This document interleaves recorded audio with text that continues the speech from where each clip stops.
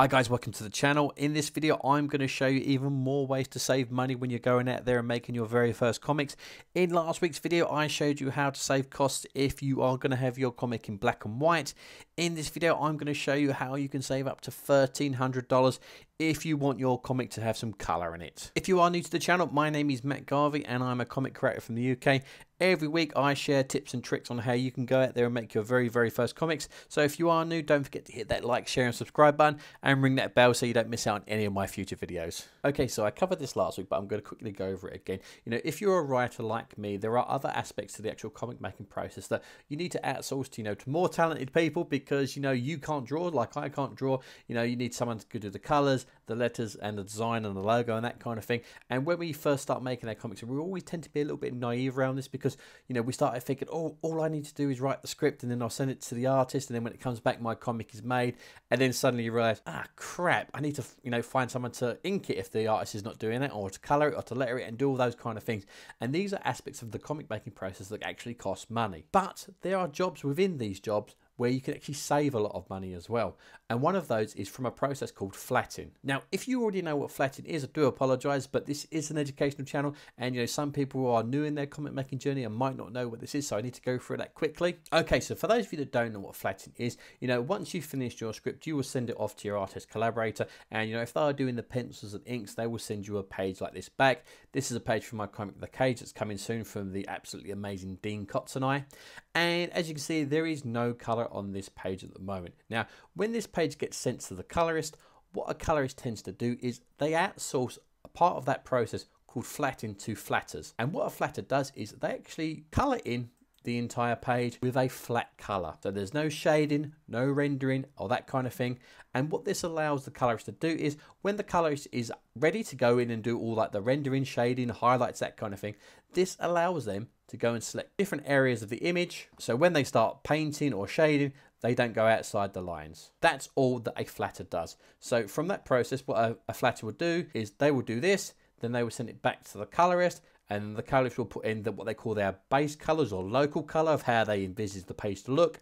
And then they will go in and do all the highlights and rendering and finish that comic page. Then that gets flatted, that comes back to you or directly to your letterer. And then that's when the next stage of that happens. So if I turn off all these other layers, you can see that this is what the flats actually look like. All they are doing is it's like a coloring book and they need to stay within the lines. So again, this allows colorists to go in to select certain areas of the page, like someone's face, that kind of thing. And when they start coloring, and flattening is one of the lower skilled jobs within the comic making process, but just because it's a lower skilled job does not mean it is incredibly important, because flatters are worth their weight in gold. And if you speak to any colorist, they will say that, their flatters are amazing, because they are, because without them, the process gets slowed down, and bad flattening will actually make the job a lot more expensive for yourself, and it holds up the whole production. But the good thing about flattening is you can teach yourself how to flat as well in under an hour, and I'm going to show you how to do that. But before we do that, I need to show you how you're going to save money by doing your own flattening. Okay, so let's quickly go over some of the basic costs, when working with a colorist. And these are, pure hypothetical costs, because I know some colorists that, will charge a lot more than this, but I'm using costs that I've found when I'm working with a colorist that does comic book work outside their regular job. They are a professional, but they are not, working full-time in comics. And these are costs that I also got from a video that I saw with Nick Filardi, who is a DC colorist. And I'll put a link to that video where he actually breaks down, the difference between a living wage and basic wage. So, these costs are a bare minimum, and the actual costs for your colors are going to be, from what you can negotiate with them. But, if you do your own flattening, it's going to give you a bit more flexibility with those costs that, that a colorist is going to charge you. So again, these are not strict costs. These are just for the sake of this video. So as a minimum, a colorist working, part-time, the weekends around their other full-time job should be charging you a minimum of £40 a page as a minimum. Now, within that £40 charge, the colorist doesn't take all of that money. So within that £40, the actual colorist page rate is actually only £30 because they need to pay the flatter to flat those pages, which on average is around £10. So you're probably asking yourself, you know, why doesn't the colorist just flat their own pages, you know, and save that extra £10 for themselves and keep all the money? Well, flatting actually takes time. It can take between, you know, half an hour to an hour to flat a comic page, depending on its complexity. And, you know, if a comic colorist needs to, you know, color 6 pages a day and they're spending 6 hours flatting, that means they are not actually coloring those pages, they're actually only flatting it. So it works to their advantage to, you know, to outsource the flatting so they can concentrate on the actual coloring and rendering and highlights and actually keep that £30 per page minimum. Hopefully that makes sense. So if you can learn to flat, which I'm going to teach you, that's going to save you £10 a page, because when you approach a colorist, you know, whether that colorist is charging you £40 or £50 or £60 or £70, you can say to them, is there any wiggle room there? If I can do the flatting myself to your standard and that's acceptable, they might give you a discount. So that's what I do. When I've worked with colorists before, I've negotiated a lower price because I've done the flatting, because I know I can do the flatting to a good enough standard where the colorist can go, they're actually really good. So if you're saving £10 a page, you know, you times that by 24 pages in a comic, that's going to be £240 per issue you are going to save by doing your own flatting.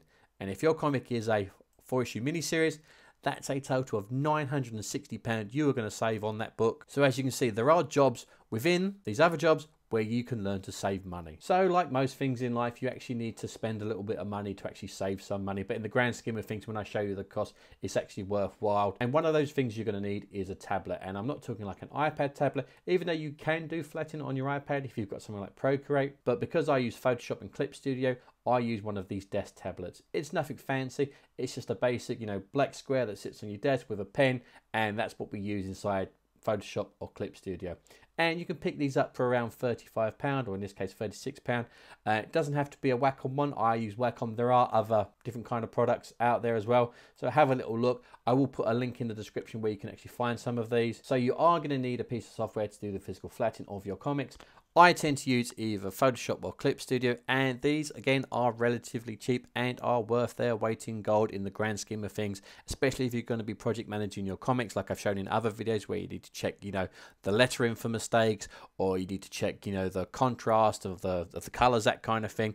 You know, Photoshop is going to cost you around £10 a month, which in the grand scheme of things is not a hefty price tag, but then that's obviously an ongoing cost. The other solution which a lot of people tend to use is Clip Studio, which is a one-off payment. And again, I have both of these, so you know, and the flatting process is identical in both pretty much. So I'm going to show you how to do it in Photoshop. You take the cost of, you know, Photoshop, either, you know, £9.98 a month, or Clip Studio, you know, for one-off payment for £39. And then if we put in the cost of a tablet, you know, new or second-hand, which you're going to pick up for around £35. Then if you subtract that by the cost of the equipment that you need, you know, for the Photoshop, it's actually going to save you £915 across your book to actually do the flatting yourself. Or if you go down the Clip Studio route, it's going to save you a one-off cost of $886 just on this book. But then you have these tools, so every other book you do after that, you're going to save more. So hopefully you can see the benefit of, you know, one, do your own flatting, you're going to save money. Buying these little bits of equipment now, it's going to save you money in the long run. Okay, so I need to show you how to start flattening comic pages so you can save all that lovely money.